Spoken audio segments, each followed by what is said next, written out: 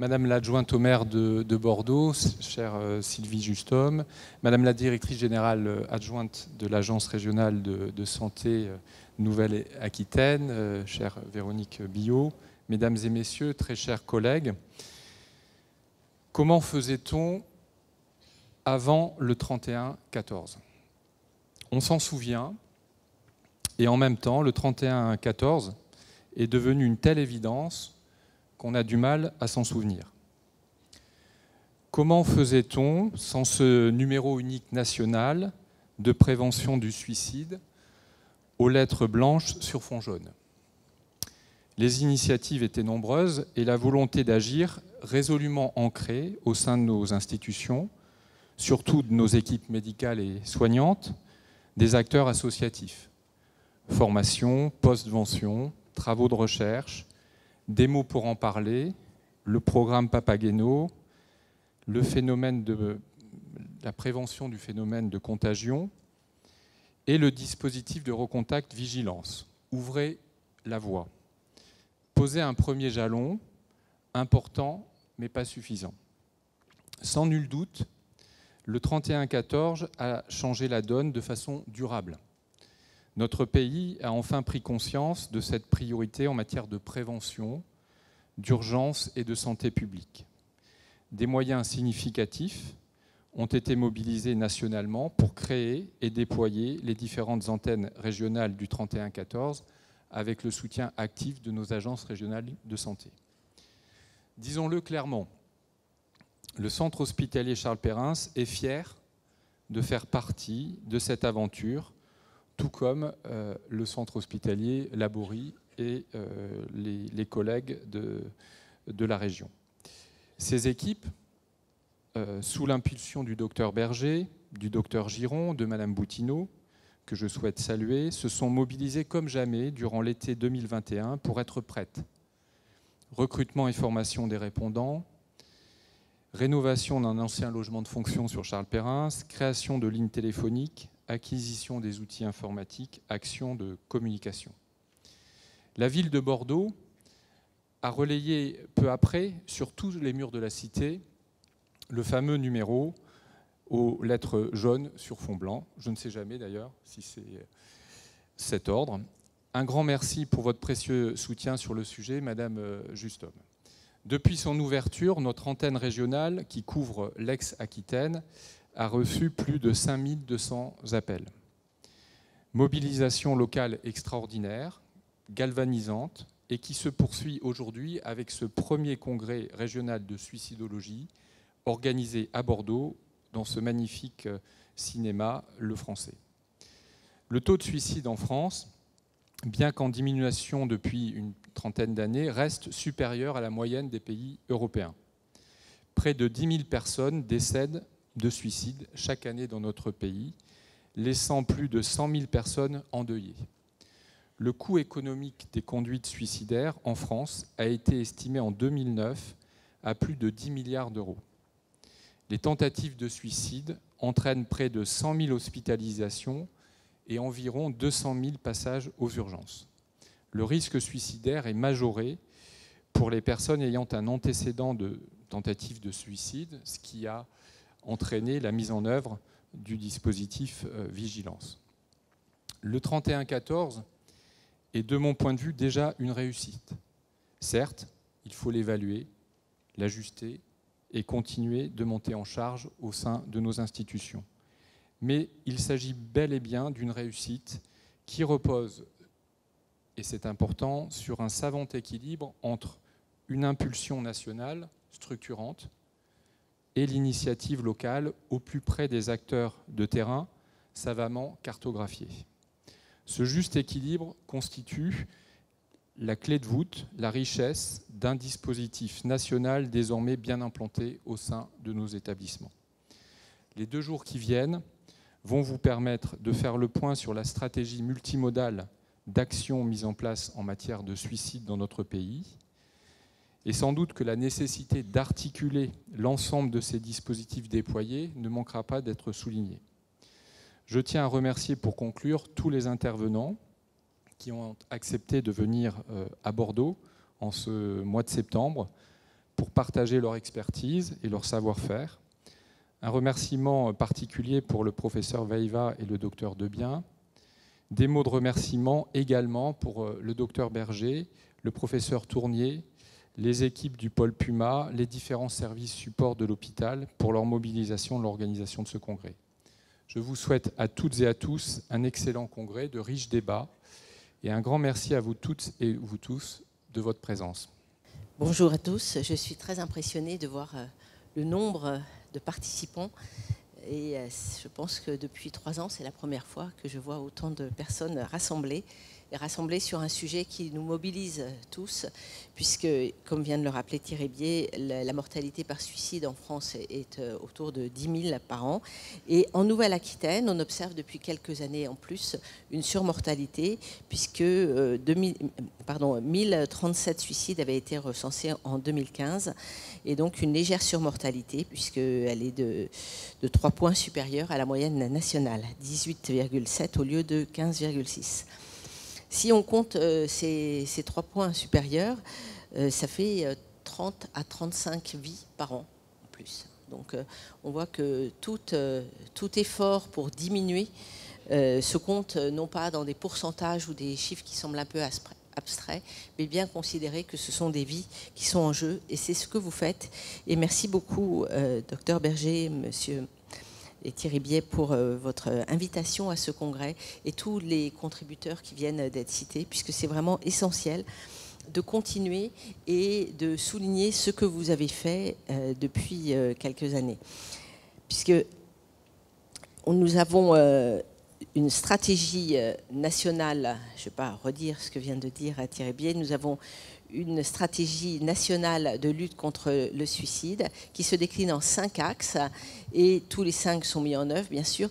Et ce qui se passe en ce moment et ce que vous mettez en œuvre est une véritable petite révolution, puisque c'est un changement de pratique, un changement de manière d'aborder les sujets, un changement dans le fait de mobiliser les différentes personnes concernées, puisque le suicide n'est pas seulement un acte individuel, c'est aussi un phénomène social qui se passe, d'où votre action sur tous les plans, avec en particulier la formation et la mise en réseau des acteurs des territoires, et le fait d'avoir formé des professionnels de différents champs, à la fois sur l'intervention en crise suicidaire, sur l'évaluation du potentiel suicidaire et l'orientation pour les professionnels de santé, et puis sur tout un réseau sentinelle pour les professionnels des champs de la santé, mais aussi des citoyens, mais aussi des forces de police, du secteur social, qui vont pouvoir mieux repérer, mieux orienter, mieux comprendre ce qui se passe pour ajuster leurs interventions. Donc ça, c'est un premier point, les acteurs du territoire. Un deuxième point de la feuille de route, c'était le dispositif vigilance, de veille et de recontact des personnes qui ont eu une tentative de suicide, puisqu'effectivement, le risque de récidive est réel. Et le lien avec les médecins traitants. Et impliquer les médecins traitants, c'est aussi une étape fondamentale dans ce qui est en train de se passer. L'ouverture du numéro national de prévention du suicide, le 3114, en effet, comment ferait-on ? Comment a-t-on fait avant et comment ferait-on? Et le travail qui est fait, je suis allée visiter, j'ai rencontré les équipes, la manière dont c'est construit est remarquable et le travail qui est fait doit être souligné, puis c'est un travail de très très grande qualité. Et puis le soutien au programme Papageno, mieux communiquer, faire en sorte que la communication ne crée pas une sorte de risque de récidive ou d'inciter au suicide. Et on voit que les campagnes de communication sont vraiment clés et que c'est difficile de parler de ce sujet. Et puis enfin le soutien aux endeuillés par suicide. Voilà. Et donc ces 5 axes sont mis en œuvre, ils sont fondamentaux puisque cette approche multimodale permet d'avoir des résultats, permet d'être efficace et puis vous permet, en agissant ensemble, que chaque acteur ne se sente pas seul. Et c'est fondamental de savoir qu'on peut faire quelque chose, ça n'est pas inéluctable. Chaque action compte et chaque vie sauvée sera une réussite de ce programme et c'est pour ça que vous agissez, c'est pour ça que nous vous soutenons et qu'à l'ARS, plusieurs personnes sont très engagées aussi dans ce travail sur la santé mentale et nous souhaitons continuer à soutenir ce travail remarquable. Voilà. Alors pour demain, qu'est-ce qu'on doit attendre, puisque déjà des résultats sont là, hein, plus de 2000 personnes ont été formées sur les 3 types de formations que je citais tout à l'heure. Le dispositif vigilance est actif, le 3114 a des résultats très importants, nombre d'appels, avec en France plus de 142 000 appels, et en Nouvelle-Aquitaine, les chiffres que j'ai qui datent d'1 an étaient à presque 18 000, donc on a dû largement dépasser ce chiffre. Eh bien, bien sûr, il faut poursuivre ces actions. On sait que des travaux sont en cours sur mieux utiliser le numérique, et puis avec des expérimentations sur les outils numériques pour aider dans la lutte contre la crise suicidaire. Et un autre axe important, c'est de continuer à former les professionnels de santé, les médecins libéraux, les autres professionnels de santé, pour qu'ils soient ensemble un réseau efficace de dépistage, d'orientation, mais aussi d'accompagnement des personnes. Voilà, donc les enjeux sont de taille. Vous savoir tous mobiliser vraiment nous permet de voir qu'on franchit des pas et que ce sont des actions de santé publique et de santé mentale. La santé mentale, qui dépasse largement ce champ-là, bien sûr, est aussi un axe prioritaire de l'Agence régionale de santé. Donc je suis là aussi pour vous remercier, vous encourager, vous remercier pour ce travail fait, pour votre implication, et vous dire que nous continuerons à vous soutenir pour continuer dans cette voie. Et je vous souhaite également un très beau congrès, 2 journées qui seront riches, et nous lirons avec attention tout ce qui en ressortira. Merci et bon congrès. Bonjour à toutes et à tous. J'ai le grand plaisir et surtout l'honneur de prononcer quelques mots d'ouverture au nom de Monsieur le maire Pierre Urmic pour ce premier congrès régional de suicidologie à Bordeaux. Et je remercie tout particulièrement Thierry Bier pour les mots qu'il a eus tout à l'heure. Il est vrai que depuis 2 ans, notre équipe municipale est extrêmement mobilisée sur la santé mentale. Et le week-end dernier, nous avons présenté la sortie de notre nouveau guide santé qui s'appelle désormais « Cultivons notre santé à Bordeaux, être actrice et acteur de bien-être ». Comme il a été dit tout à l'heure, le suicide est un phénomène non seulement individuel, mais social, complexe et particulièrement comment dire, stigmatisé également dans la société. Et dans une ville comme Bordeaux, la solitude n'est pas absente. Et c'est le grand défi de notre équipe municipale de rassembler, de renforcer les liens. J'étais samedi dernier au dévoilement de la fresque pour le 31-14 sur le parvis de la gare Saint-Jean, la fresque de l'artiste Jean Rouble, auquel on est attaché parce qu'il vit et travaille à Bordeaux et qu'il défend des causes, et en particulier la cause des jeunes et de l'égalité femmes-hommes, de l'égalité de tous, quel que soit son contexte sexuel, social, économique. Et du coup, l'enquête qui est parue récemment, ce mois de septembre, de la DARES sur le suicide, m'a un petit peu étonnée, dans la mesure où nous sommes très mobilisés depuis 2 ans sur les conditions Covid. Et comme l'a rappelé Thierry Bier, nous avons beaucoup soutenu la communication sur la prévention du suicide et sur les ressources d'écoute en ligne, d'écoute au téléphone, faute bien sûr de présentiel, dû aux mesures Covid. Nous avons soutenu Covid Psy, nous avons soutenu Psycom, et depuis le début, nous avons soutenu également le 31-14, bien entendu. Parce que ce sont les liens sociaux qui pourraient paraître évidents dans une ville et qui pourtant laissent beaucoup de place à la solitude. Et cette solitude peut être un phénomène déterminant, bien sûr, dans le passage à l'acte suicidaire. Alors, en ce qui concerne la ville, nous mobilisons donc depuis le début du mandat pour faire reconnaître la santé mentale au même titre que la santé physique, et bien sûr aussi le 3e paramètre, la santé sociale. Dans ce nouveau guide santé, Cultivons notre santé à Bordeaux, les chapitres montrent bien cette égalité d'importance entre la santé psychique, la santé sociale et la santé physique. Et donc nous battons pour une approche plus intégrative de la santé des Bordelaises et des Bordelais, et une approche One Health également, dont nous avons bien besoin en ces temps d'urgence climatique. Et comme exemple d'action, eh bien, nous sommes très attachés à la prévention du suicide par le tissu social justement de proximité et par la formation aux premiers soins en santé mentale, premiers secours en santé mentale, qui sont assurés par l'association Rénovation, que nous soutenons à la mairie et que nous promouvons également. Et nous allons également participer à la formation des sentinelles, dont Véronique Billot a parlé tout à l'heure, en ce qui concerne nos agents d'accueil et également des relais, comme le sont les personnes qui ont été formées comme relais au premier secours en santé mentale. Depuis 2 ans, on approche des 200 personnes et pour un territoire comme Bordeaux, c'est important de mailler socialement le territoire pour avoir, encore une fois, cette présence, ce lien, ce recours à la parole qui est particulièrement important lorsqu'on a des idées suicidaires. Donc j'essaierai, j'ai fait des sacrifices dans mes conflits d'agenda pour être le plus possible présente aujourd'hui et pour vous réaffirmer tout le soutien de notre équipe municipale et du maire de Bordeaux à cette action de prévention du suicide et aussi de prise en charge après des tentatives de suicide. Je vous remercie. Donc, vous êtes tous réunis à Bordeaux aujourd'hui. L'été qui s'achève en Gironde aura été marqué par 2 choses.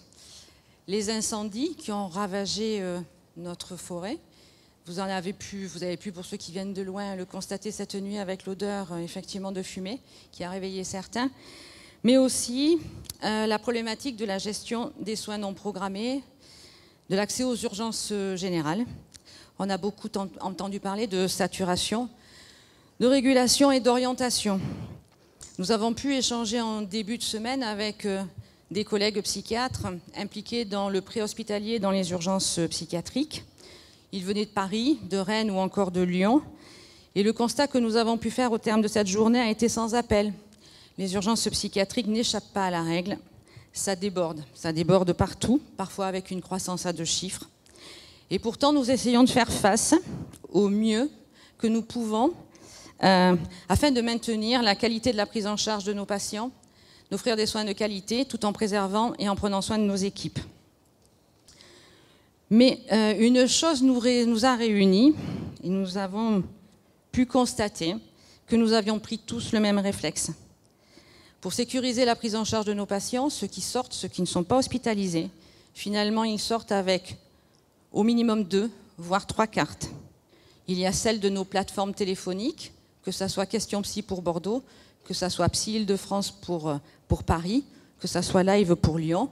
Et puis, effectivement, il y en a une qui est blanche avec des numéros jaunes, celle du 3114. Et puis une autre pour les patients, effectivement, qui ont fait un geste suicidaire que nous n'allons pas garder et qui s'appelle Vigilance.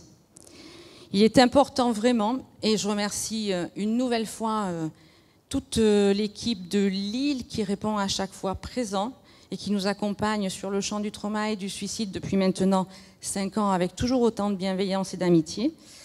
Il est important que les dispositifs de prévention du suicide soient promus, connus de tous, connus du plus grand nombre. Et je suis ravie de voir effectivement qu'il y a dans la salle, certes, des gens qui sont issus du champ du sanitaire, mais pas que. Parce qu'il y a l'éducation nationale, parce qu'il y a la police, parce qu'il y a Bordeaux Métropole, parce que voilà, ça s'étend. La santé mentale de nos concitoyens est actuellement fragilisée. Nous sommes donc tous et toutes des sentinelles en puissance. Nous ne pouvions pas être ici, dans ce cinéma, sans avoir effectivement un fil conducteur. Et je tiens à remercier Madame Chapoutier d'être présente avec nous aujourd'hui et de nous avoir permis de projeter dans cette salle merveilleuse des extraits de son reportage. On va commencer là. Cette première session donc, sera consacrée au dispositif Vigilance et au dispositif du 3114. Mais avant d'appeler les présidents de séance, on va projeter quelques images.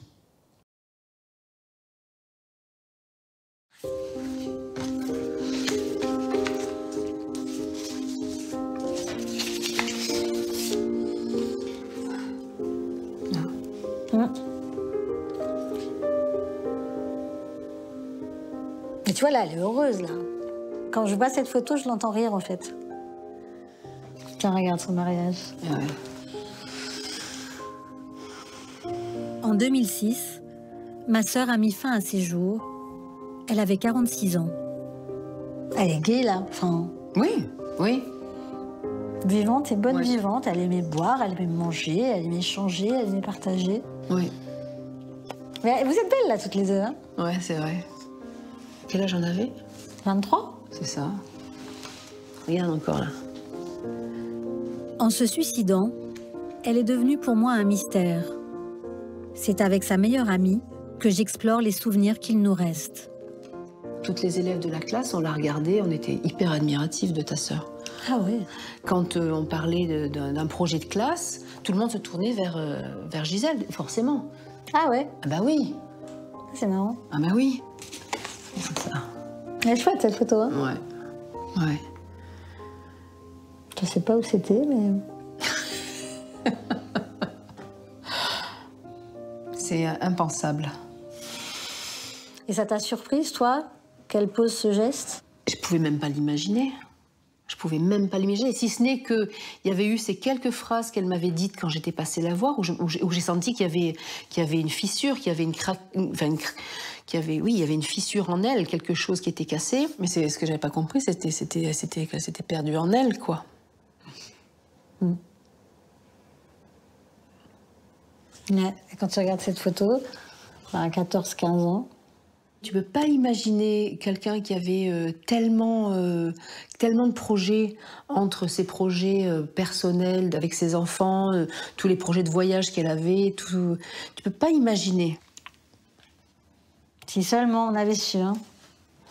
Savoir quoi? Savoir quoi, ça aurait changé quoi? Qu'est-ce que tu veux changer?